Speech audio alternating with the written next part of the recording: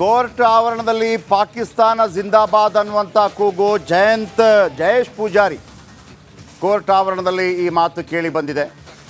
ಸಾರ್ವಜನಿಕರಿಂದ ಥಳಿತ ಹಲ್ಲೆ ಮಾಡ್ತಾ ಇದ್ದ ಹಾಗೆ ಆರೋಪಿಯನ್ನು ಕರೆತಂದ ಪೊಲೀಸರು, ಬೆಳಗಾವಿ APMC ಠಾಣೆಗೆ ಕರೆದುಕೊಂಡು ಬಂದ ಪೊಲೀಸರು IPC ಅಲೋಕ್ ಕುಮಾರ್ಗೆ ಬೆದರಿಕೆ ಹಾಕಿದ ಜಯೇಶ್ ಪೂಜಾರಿ, ಜೀವ ಬೆದರಿಕೆ ಹಿನ್ನೆಲೆ ಕೋರ್ಟ್ಗೆ ಕರೆತಂದಿದ್ದ ಪೊಲೀಸರು. ಘೋಷಣೆ ಕೂಗ್ತಾ ಇದ್ದ ಹಾಗೆ ಸಾರ್ವಜನಿಕರಿಂದ ಥಳಿತ.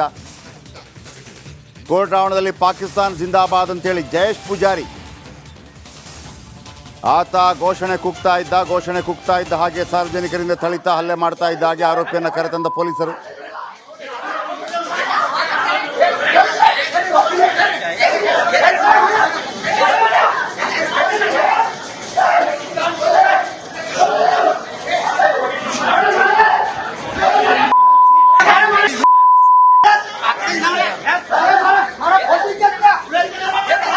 ಪಾಕಿಸ್ತಾನ ಜಿಂದಾಬಾದ್ ಅಂತಂದ್ರೆ ನನಗೆ ಆ ತರ ಸರ್ ನೋಡಿ, ಬೇರೆ ಬಿಟ್ಟು ಜಗಕ್ಕೆ ಹೋಗ್ಬೇಡ್ರಿ ಸರ್. ಬೇಕಂತ ಹೇಳ್ಕೊಂಡು ನಾನೊಂದು ಮಾತು ಹೇಳ್ತೀನಿ ಸರ್, ನನಗೆ ನ್ಯಾಯ ಬೇಕು. ಸರ್ಕಾರ, ಕೇಂದ್ರ ಸರ್ಕಾರ ನನ್ನ ಮೇಲೆ ಏನ್ ಮಾಡೈತೆ, ನನಗೆ ಯಾವ ತರ ಆರ್ಡರ್ ಕೊಟ್ಟೈತೆ.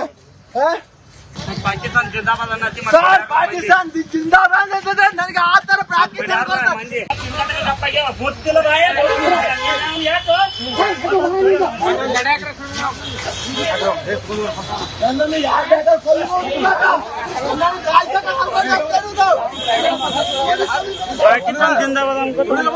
ಓಕೆ, ಈತನ ಬಗ್ಗೆ ಕೆಲವು ಮಾಹಿತಿ ಇದೆ, ಹೇಳ್ಬಿಡ್ತೀನಿ. ಹಿಂಡಲಗ ಜೈಲಲ್ಲಿ ಇದ್ದುಕೊಂಡು ಜೀವ ಬೆದರಿಕೆ ಹಾಕಿದ್ದ ಕೇಸ್.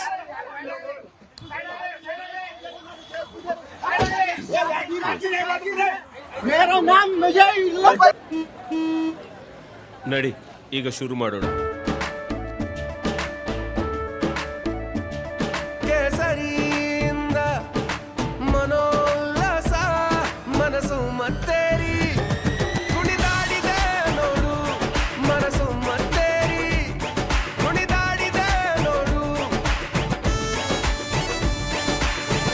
ಕ್ಷಣ ಕ್ಷಣವೂ ಆಚರಿಸಿ ಕೇಸರಿ ಹಬ್ಬ. ವಿಮಲ್ ಬಾಯಲ್ಲಿ ಹೇಳಿ ಕೇಸರಿ.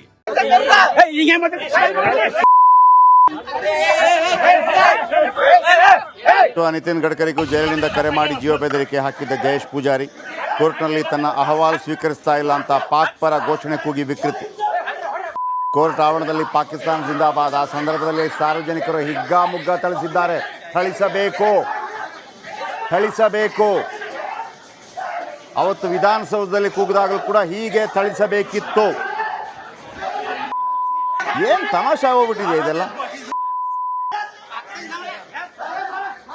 ಜಯೇಶ್ ಪೂಜಾರಿ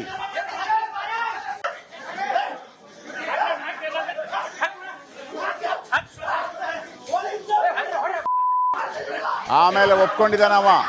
ಅಲ್ಲಿ ಪೊಲೀಸ್ ಒಬ್ಬ ಕೇಳ್ತಾನೆ, ಏನೋ ಹಂಗೆ ಕೂಗ್ತೀಯ ಅಂತ. ಹೌದು, ನನ್ನ ಅಹವಾಲು ಸ್ವೀಕರಿಸ್ತಾ ಇಲ್ಲ, ಅದಕ್ಕೆ ಕೂಗಿದ್ದೀನಿ ಅಂತ ಹೇಳ್ತಾನೆ. ಇವ ನಿತಿನ್ ಗಡ್ಕರಿಗೆ ಕೊಲೆ ಬೆದರಿಕೆ ಹಾಕಿದ್ದ ಹಿಂಡಲಗ ಜೈಲಿನಲ್ಲಿ ಮಹೇಶ್ ಪೂಜಾರಿ.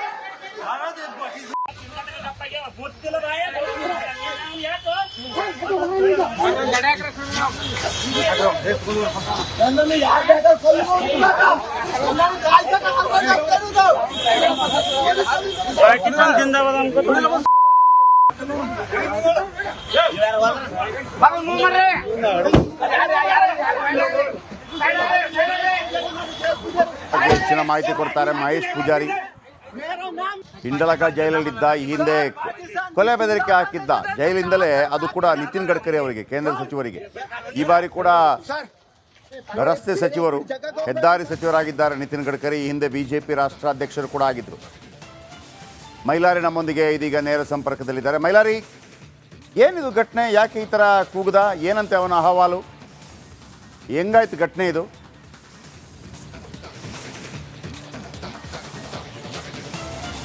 ಖಂಡಿತ ಜಯಪ್ರಕಾಶ್ ಶೆಟ್ಟಿ ಕೋರ್ಟ್ ಆವರಣದಲ್ಲೇ ಜಯೇಶ್ ಪುರೆ ಅಂದರೆ ಭೂಗತ ಪಾತಕಿ ನಟೋರಿಯಸ್ ರೌಡಿ ಈತ ಏನು ಕೊಲೆ ಪ್ರಕರಣ ಸಂಬಂಧಿಸಿದಂತೆ ಹಿಂಡಲ್ಗ ಜೈಲಿನಲ್ಲಿ ಇರ್ತಾನೆ ಮತ್ತು ಪ್ರಮುಖವಾಗಿ ಈತ ಏನು IPS ಅಧಿಕಾರಿ ಅಲೋಕ್ ಕುಮಾರ್ ಅವರಿಗೂ ಕೂಡ ಜೀವ ಬೆದರಿಕೆಯನ್ನು ಹಾಕಿದ್ದ. ಅದೇ ಒಂದು ಪ್ರಕರಣಕ್ಕೆ ಸಂಬಂಧಿಸಿದಂತೆ ಇವತ್ತು ದಿನಾಂಕ ಇತ್ತು, ಕೋರ್ಟ್ಗೆ ಕೂಡ ಅವನನ್ನು ಕರೆದುಕೊಂಡು ಬಂದಿದ್ರು. ಆದರೆ ಈ ವೇಳೆ ಆತನ ಅಹವಾಲನ್ನು ಸ್ವೀಕಾರ ಮಾಡ್ತಿಲ್ಲ ಅನ್ನೋ ಒಂದು ಕಾರಣಕ್ಕಾಗಿ ಈ ವೇಳೆಯಿಂದ ಸುಮಾರು 3 ಬಾರಿ ಪಾಕಿಸ್ತಾನ್ ಜಿಂದಾಬಾದ್ ಅನ್ನೋ ಒಂದು ಘೋಷಣೆ ಕೂಗಿದ್ದಾನೆ ಅನ್ನೋ ಒಂದು ಆರೋಪ ಕೂಡ ಕೇಳಿಬಂದಿದೆ. ಈ ವೇಳೆ ಸ್ಥಳದಲ್ಲೇ ಇದ್ದಂಥ ವಕೀಲರು ಮತ್ತು ಅಲ್ಲಿ ಸಾರ್ವಜನಿಕರು ಆತನಿಗೆ ಧರ್ಮದೇಟನ್ನು ಕೊಟ್ಟಿದ್ದಾರೆ. ಜೊತೆಗೆ ಸಾಕಷ್ಟು ಧರ್ಮದೇಟನ್ನು ಕೊಡ್ತಿದ್ದಂತೆ ಸ್ಥಳೀಯ ಪೊಲೀಸರು ಆತನನ್ನು ರಕ್ಷಣೆ ಮಾಡಿ ಸದ್ಯ ಬೆಳಗಾವಿಯ APMC ಪೊಲೀಸ್ ಠಾಣೆಗೆ ಕರೆ ತಂದಿದ್ದಾರೆ. ಸದ್ಯ ಇಲ್ಲಿ ಬೆಳಗಾವಿಯ DCP ರೋಹನ್ ಜಗದೀಶ್ ಅವರು ಕೂಡ ಭೇಟಿಯನ್ನು ನೀಡಿದ್ದಾರೆ ಮತ್ತು ಆತನ ಆರೋಪಿಯ ಪರಿಶೀಲನೆ ಮಾಡುವ ಕೆಲಸವನ್ನು ಮಾಡ್ತಾರೆ. ಜೊತೆಗೆ ಈ ಕಳೆದ ಹಲವು